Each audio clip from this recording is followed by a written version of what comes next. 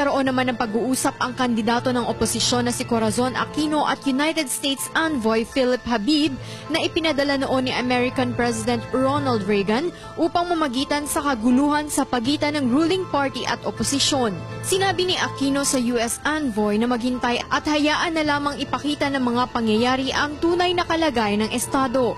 Sa pagkakataong ito, ipinaalam ng nooy National Intelligence and Security Agency o NISA Head General Fabian Ver kay Marcos ang planong asasinasyon ng Central Intelligence Agency ng Amerika at Armed Forces Reform Movement o mas kilalang RAM sa Pangulo na kinasasangkutan ni Lieutenant General Fidel Ramos, Defense Minister Juan Ponce Enrile at Trade Minister Roberto Ongpin.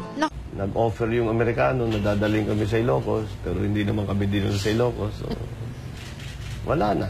There was a point na sinasabi, wala na, hindi na natin kontrolado ito. Dahil tinangay na tayo ng Amerikano, nandito na tayo sa Guam, wala ano pang gagawin natin. Paano nangyari ito? Anong gagawin natin ngayon?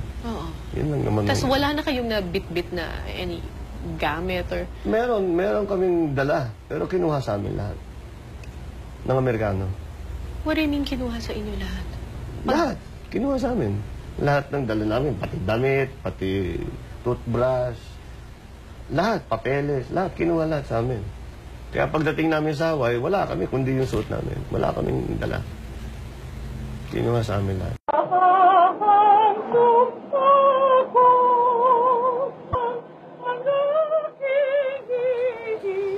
Marcos died in a state of shock. He couldn't believe it.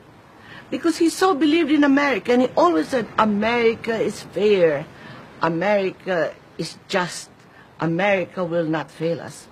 To the very end, he could not believe America could do this to him. And so, he did not last.